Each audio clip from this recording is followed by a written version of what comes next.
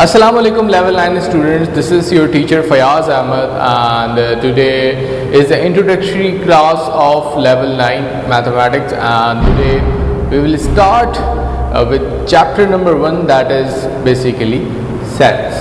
So we will discuss essentially the 4 topics today, and that are basically that what is a set, then we will discuss types of sets. In the types of set we will discuss different types like set of whole numbers, set of natural numbers, set of real numbers, set of integers, set of rational numbers, set of irrational numbers, and many more.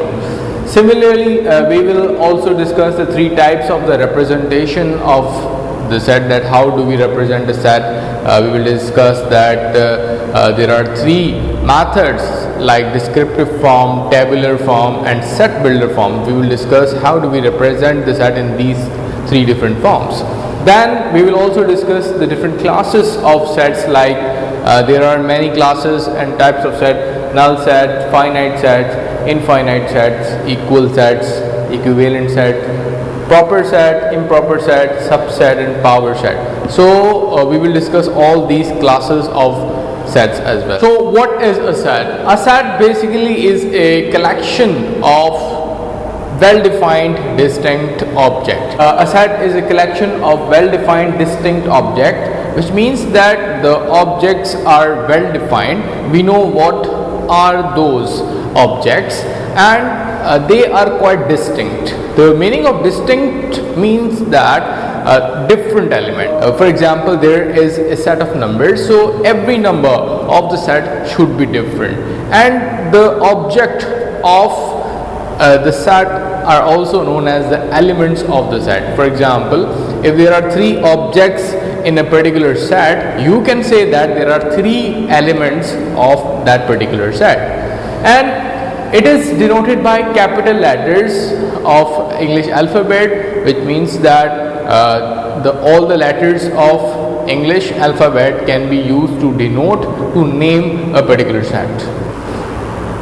Now our next topic is how to represent a particular set. So basically there are 3 ways of representation of a set. Now the 3 ways are basically the tabular form, the descriptive form, and the set builder form. So what are these 3 different forms of representation of a set? Number 1 is the tabular form. So the simplest representation of a set, that the elements of a particular set are separated by comma in the curly bracket. This representation of a set is known as tabular form. So basically elements are separated by commas in the curly brackets. So these 3 are the elements A, B, and C, and these are separated by the commas, and they are put inside the pair of a curly bracket, and it is denoted by, or it is named by A. A is a set which has the 3 elements A, B, and C.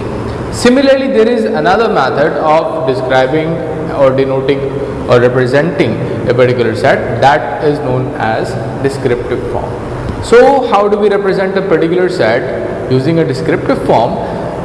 We just have to explain or write the statement about the elements, that what are the different elements of a particular set. So in the case, if you want to just make denote a particular set using this form, we will just write the statement. Let's say we have the first 3 alphabet of, so if we put the first 3 alphabet in a set, we will represent it as the set of first 3 alphabets of English. It is a set having the name A. So this statement is the representation of the set known as the descriptive form. Third one is the set builder form.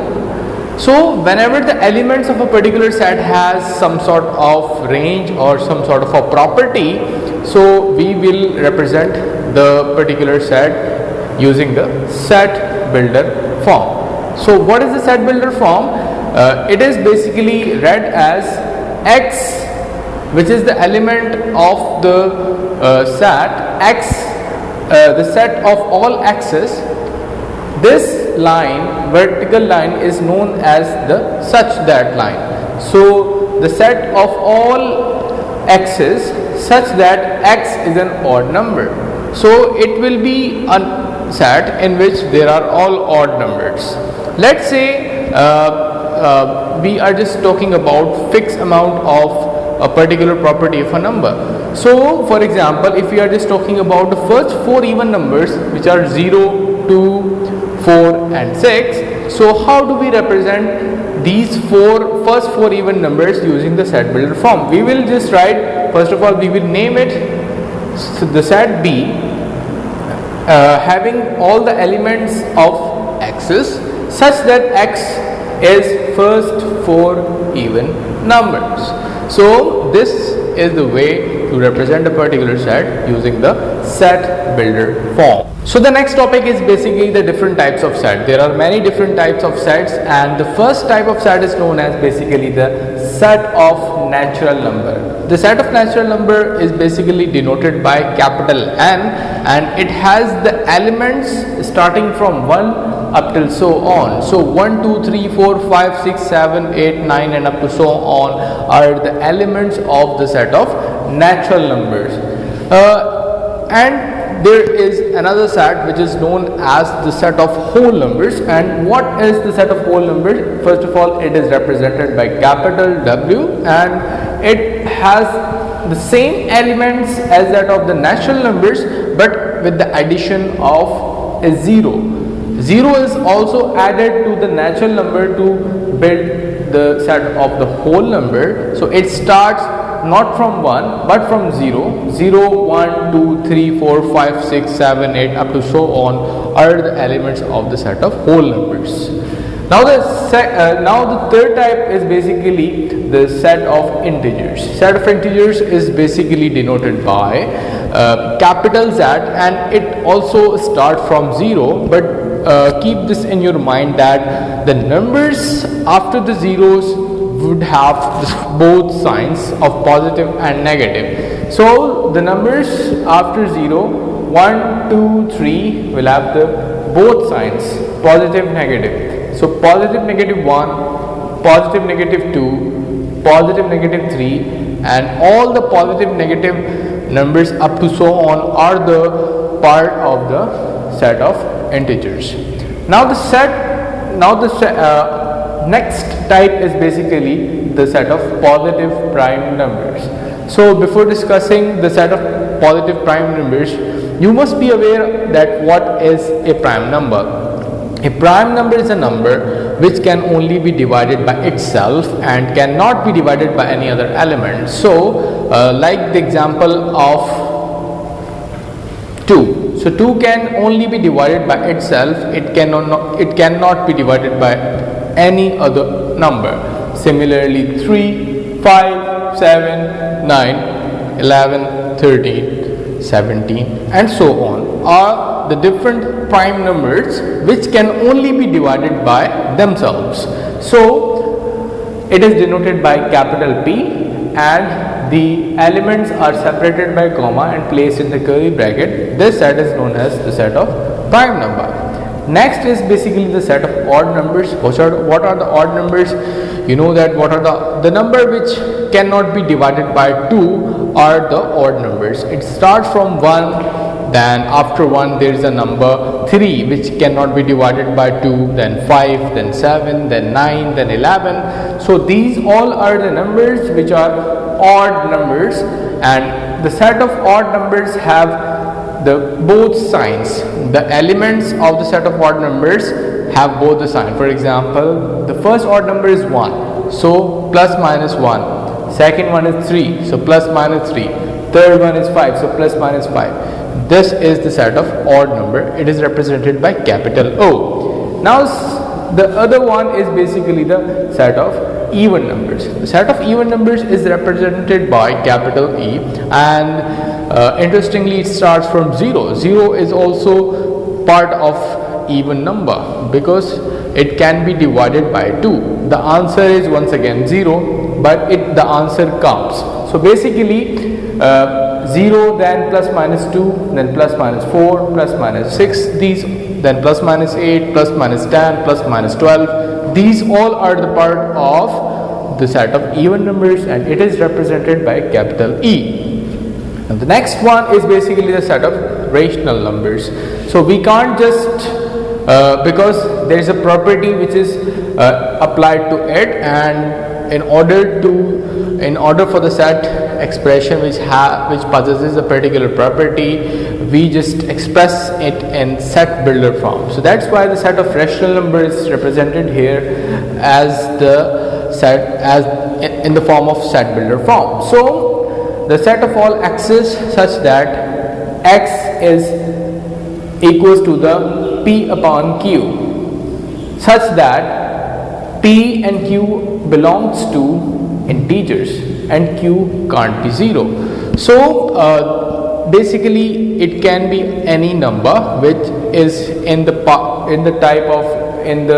form of p upon q, which can be in the fractional form. But there is one thing, that the rational numbers are number which are basically terminating or which can be recurring. For example, 1 upon 2. 1 upon 2, the answer of 1 upon 2 is 0.5, so it is basically a terminating. So the numbers which can be terminated are basically known as the rational numbers, and it can be represented in the fractional form p upon q.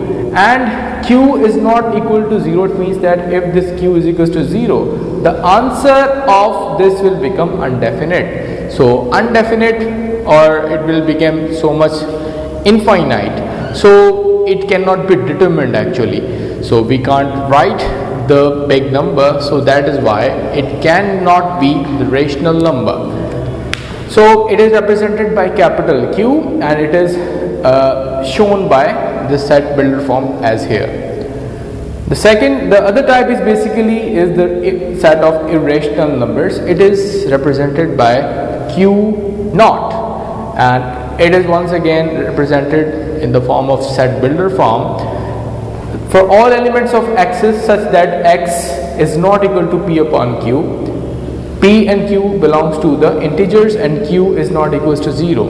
So now there is a big difference between the rational and irrational numbers. Rational numbers are basically terminating, and they are recurring, which means after the decimal point the numbers keep on repeating itself. For example, 0.50505050, it means a particular number is a recurring. But in the case of the irrational number, the number are not recurring and they are not terminating. What is the meaning of not terminating and not recurring? It means that the number has a very long value which never stops. For example, 2.5687432 something like this.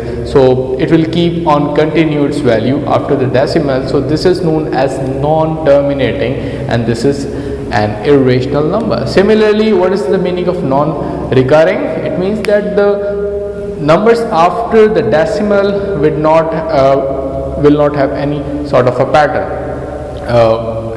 any particular pattern. So the number after decimal which do not have any pattern are known as non-recurring. So what are the non-recurring? Like 5.64869 or whatever the numbers are. So basically these type of numbers are known as irrational number.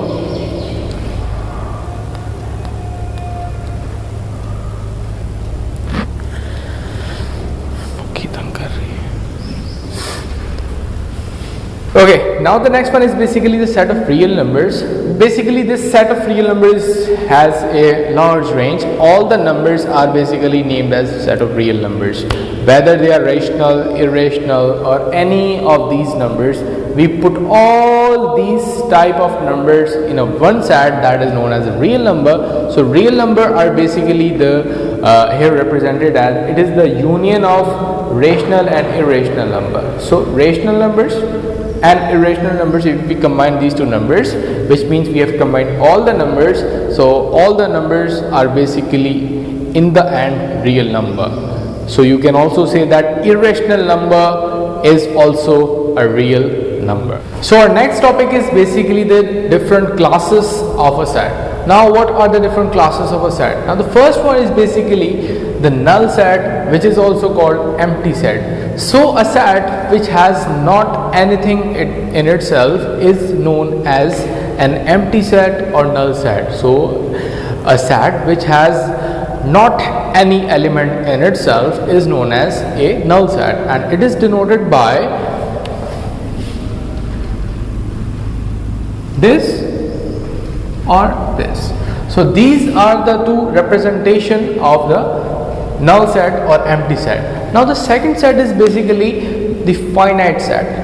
The name tells the story that what is a finite, it means limited. So a set which has the limited number of elements, it is known as a finite set. So basically a set, let me name it A, which has just the two numbers 1 and 2 or any fixed amount of numbers or elements, is known as a finite set. Similarly, the third one is the infinite set. So once again the name tells the story, the infinite or unlimited number of the elements. So a set which has unlimited number of elements is known as infinite set. Now what is it? Let me name a set B, and it has elements 1, 2, 3 and up to so on. So this is the example of the infinite set. Next is basically the equal sets. So these are basically the two sets which have the same elements. For example, there is set A and there is set B. So the elements of A and the elements of B, if the both elements are same regardless of their position, then the two sets are said to be as the equal sets. How? For example, there is one set which is set P, and it has the element of M, N and O. Similarly, there is another set which is set Q, and it has the element N, O, M. One thing that you must have noticed that the three elements are common in both of these sets, and that is why it is known as equal set, but their positions are quite different. In this set, M was on the first, N was on the second and O was on the third. If you see the M, N and O, the positions are quite different. So the positions does not matter. So the thing only matter is the similarity of the elements. So if the elements are similar, then the two sets are said to be as equal sets. Now what are the equivalent sets? Equivalent sets are those two sets which have the same number of elements. So if the two numbers have the same number of elements, for example, there is set R, there is one set S. So if set R and set S has 5 and 5 elements in each, then you can say that set R and set S are the equivalent set. For example, let's say there is set R which has the element 1 and 2. Similarly, there is one set S which has element M and N. So both are equivalent set, and how to represent this? R is equivalent to S. This is the sign of equivalency. So R is equivalent to S because the number of elements in R are 2, the number of elements in S are also 2. So two elements here, both are equivalent to each other. Now the sixth one is basically the subset. Now what is a subset? In order to understand the subset, the thing is that you have a main set. A main set is a set in which all the numbers are present. So if there is a set which has at least some of the sets of the main set, you can say that that set is the subset of the main set. So a set, let's say there is one main set that is A. It has the element 1, 2 and 3. So if there is another set which is set B, which has only one element 3 in itself. So B is the subset of A. Why? Because 3 is also present in this main set. So if the number of if the element is also present in another set, so you can say that this set B, is the subset of the original set A. Now the next set is basically the proper subset. Now what is a proper subset? Proper subset is once again very much similar, that if there is a set A which is the main set 1, 2, 3, 4, 5. Let's say we are making a subset out of the set A. Now the subset is set B, which has the element 2, 3, 4, 5. One thing that you have noticed, that we have just missed one element over here, or you can miss few elements. So if you are missing few elements but you are not mentioning all the elements in the subset, then this set is said to be as the proper subset of the main set. So if the main set is 1, 2, 3, 4, 5, and this set, which is a subset of this set, has few elements which are present in the main set, then this set is said to be as the proper subset of the original set or of the main set. Now what is the improper subset? It is very much clear from proper and improper. So if all the elements of the original set, let's say there is one set A, and we are making a subset of this set by incorporating all the elements of the main set A. We are here writing the missing one also. So the number of elements and the type of elements 1, 2, 3, 4, 5, 1, 2, 3, 4, 5. So the subset of this set has all the element of the main set. So this set is said to be as the improper subset of the set of the main set. Okay? So what is the power set? So it is a big set in which all the subsets are present. So let's consider a set 1, 2, 3. So if all the subsets of the main set, if we combining all the subsets together, then you can say that the bigger set is the power set. Now how to make the power set?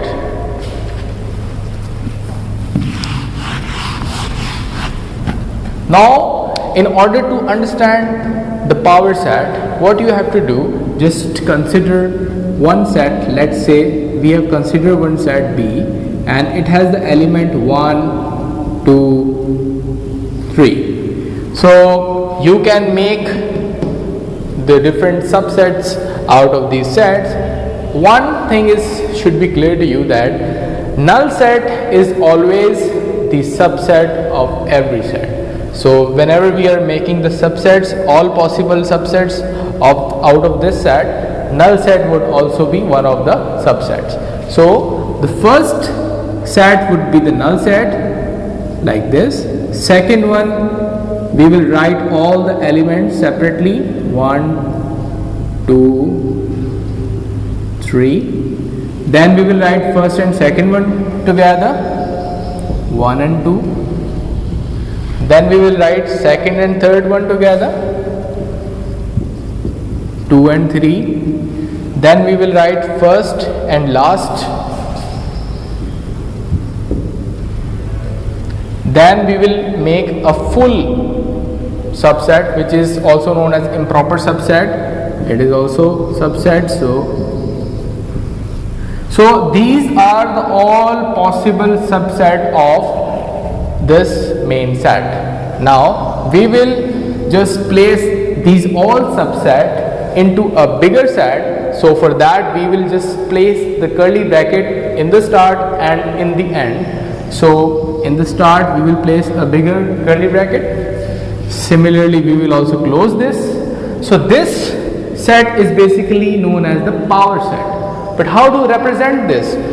Since this is the power set of set B, so power set is represented as P of B is equals to this all, the combination of all the subsets of this main set. So the combination of or the set of all possible subset of the main set is known as the power set. So thank you very much. I hope that you have got the concept of today's lecture. We have gone through that what is set, that what are the different types of set, how do we represent the set, what are the different classes of set. I hope that you have got the concept of all these definitions. If you have any queries, you are welcome to ask through the online sessions.